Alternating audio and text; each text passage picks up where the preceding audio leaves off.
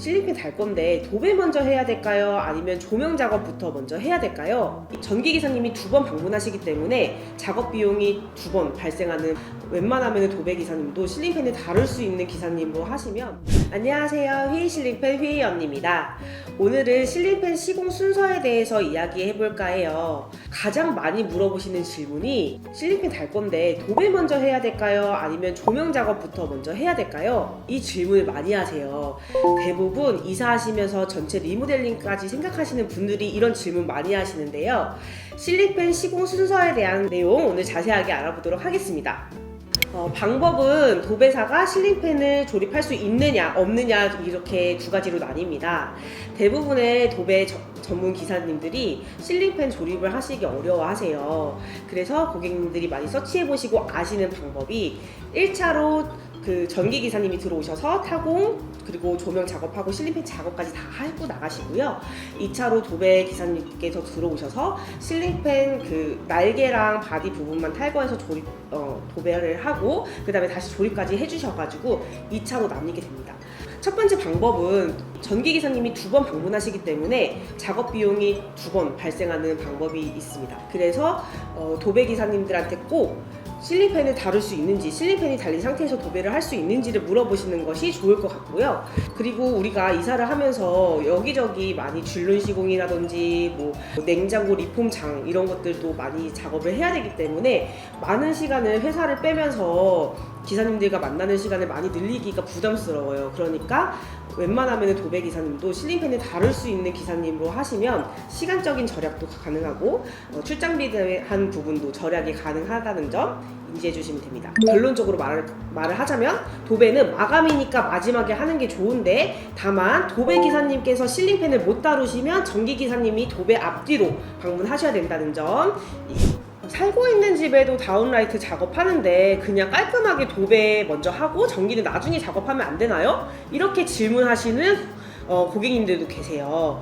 그런데 살고 있는 집에는 다운라이트가 설치가 될 수도 있고 안 될 수도 있습니다. 그래서 우리가 이사를 해서 전체 리모델링을 할 때는 앞서 말씀드린 것처럼 전기 작업을 하고 마지막에 도배를 하는 것이 좋은데요. 왜 우리가 살고 있는 집에 다운라이트가 설치가 될 수도 있고 안 될 수도 있을까요?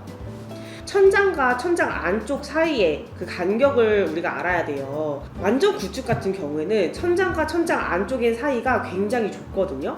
근데 우리가 다운라이트를 이렇게 천장에 매립을 할 거면 우리가 보기에는 되게 플랫해 보이지만 이 안쪽으로 이렇게 전구들이 이렇게 들어가 있는 거거든요. 거기다가 배선이 넘어가는 것까지 생각하면 천장이랑 천장 안쪽 간격이 최소 8cm 정도는 나와줘야지 작업이 가능해요. 그런데 구축의 경우에는 대부분 이 8cm보다 훨씬 낮은 한 4cm 이 정도의 간격인 집들도 되게 많거든요. 근데 다운라이트를 하고 싶어도 작업이 어려운 경우가 있어요. 그럼 구축의 경우에는 다운라이트를 설치하고 싶을 때 어떻게 하면 될까요? 우리 집 아파트 다운라이트 설치한 집 있던데요? 라고 하시는 분들이 있잖아요. 이거는 왜 그런 거냐면 도배를 같이 하니까 가능한 거예요. 우리가 살고 있는 집에 다운라이트를 설치한다라는 가정하는 거는 도배 손상을 최소화시킨다라는 이야기인 거거든요. 그런데 우리가 만약에 도배를 새로 해도 된다라고 하면은 이 너무 좁은 이 간격 사이에서도 배선이 잘 안 넘어가는데, 배선이 잘 안 넘어가면 여기저기 천장을 손상시켜 가면서 배선을 이쪽 이렇게 굽이굽이 넘겨가지고 어떻게든 넘길 수가 있단 말이에요. 그럼 마지막에 도배를 싹 마무리해서 깨끗하게 만들면 되는데, 대부분의 살고 있는 집에는 실링팬 때문에 천장 도배를 싹 하려고 하는 그런 이슈가 없다 보니까 그런 경우에는 이제 못 하실 수도 있는 거죠. 2012년 이후에 지어진 집들은 대부분 웬만하면 다운라이트가 살고 있는 상태에서도 가능한 경우가 굉장히 많은데, 그 이전에 지어진 집들은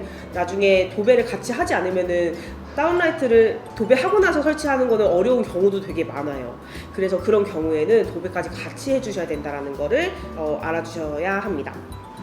간혹 가다가 시스템 에어컨이랑 실링팬 설치랑 둘 다 하고 싶은데 이거에 대한 순서에 대해서 여쭤보시는 분들도 있어요. 시스템 에어컨이랑 실링팬 순서는 크게 중요하지 않습니다. 웬만하면은 그냥 시스템 에어컨 먼저 작업하세요 라고 말하는데, 시스템 에어컨도 실링팬이랑 똑같아요. 먼저 배선 작업하고 도배 다 한 다음에 마지막에 에어컨 판넬을 달고 이렇게 하는 거랑 똑같아서 우선은 도배는 마지막에 하는 거를 이제 생각하시면 되고, 첫 번째는 뭐 시스템 에어컨 또는 조명이나 실링팬 작업을 하신 다음에 마무리에 도배를 작업을 하시는 것을 추천드립니다.